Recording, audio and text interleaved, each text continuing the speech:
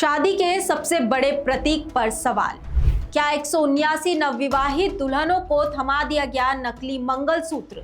एक गरीब परिवार की बेटी 7 फेरों के बाद नए जीवन की शुरुआत करती है और सरकार की योजना के तहत उसे मिलता है मंगलसूत्र, जो सिर्फ एक गहना नहीं बल्कि उसके वैवाहिक जीवन का सबसे बड़ा प्रतीक माना जाता है। लेकिन सोचिए, अगर वही मंगलसूत्र नकली निकले तो क्या ये सिर्फ भ्रष्टाचार है या फिर नवविवाहित महिलाओं के सम्मान और भावनाओं के साथ किया गया बड़ा धोखा?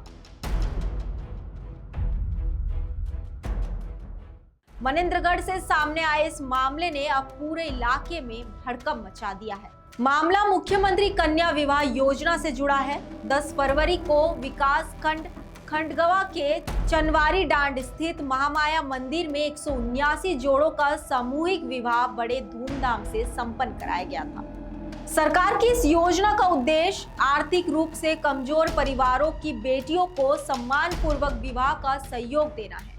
लेकिन अब इसी आयोजन पर गंभीर सवाल खड़े हो गए हैं। कुछ नवविवाहित महिलाओं, जिनमें अंजना दयाल भी शामिल है, ने आरोप लगाया है कि विवाह के दौरान उन्हें जो मंगलसूत्र दिया गया था वह चांदी का नहीं बल्कि गिल्ड का है, यानी जो वस्तु जीवन भर के रिश्ते और विश्वास का प्रतीक मानी जाती है, उसकी गुणवत्ता पर ही सवाल उठ गए। मामला सामने आते ही राजनीति भी गर्मा गई। पूर्व विधायक गुलाब कमरो और ब्लॉक कांग्रेस कमेटी मनेंद्रगढ़ ने जिला कलेक्टर को पत्र सौंपकर पूरे मामले की उच्च स्तरीय जांच की मांग की है।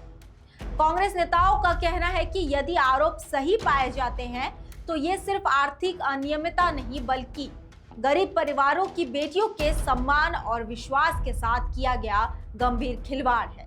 सबसे बड़ा सवाल ये है कि यदि खरीद प्रक्रिया में गड़बड़ी हुई तो उसका जिम्मेदार कौन है? क्या सरकारी राशि का दुरुपयोग हुआ? क्या योजना के नाम पर किसी ने भ्रष्टाचार किया?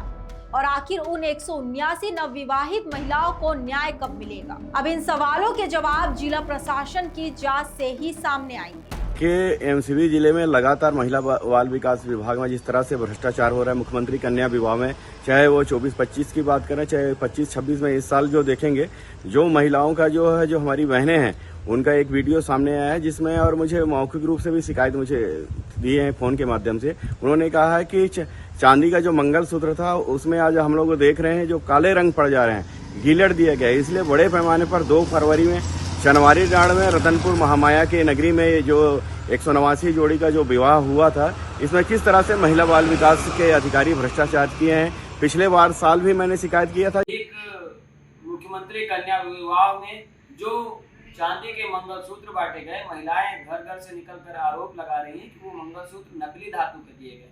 ये बेहद दुर्भाग्यजनक बात है। जिस संभाग से स्वयं महिला बाल विकास की मंत्री आती हो, जिस संभाग से स्वयं मुख्यमंत्री आते हो, जो विधानसभा स्वयं स्वास्थ्य मंत्री श्याम बिहारी जायसवाल जी का विधानसभा हो, और जिस जिले से पूर्व केंद्रीय मंत्री रह चुकी हूँ, ऐसे हाई प्रोफाइल क्षेत्र से यदि महिला बाल विकास में इस तरीके की भ्रष्टाचार की बातें सामने आ रही तो ये चिंताजनक बात है। इसके लिए मैंने माननीय कलेक्टर महोदया को पत्र लिखा है। मैंने उनसे जांच करने की अनुरोध की है और मैं चाहता हूं कि इस मामले में जांच हो और दोषियों पर उचित कार्रवाई हो। मंगलसूत्र सिर्फ धातु का एक आभूषण नहीं होता, ये विश्वास, सम्मान और वैवाहिक जीवन का प्रतीक होता है।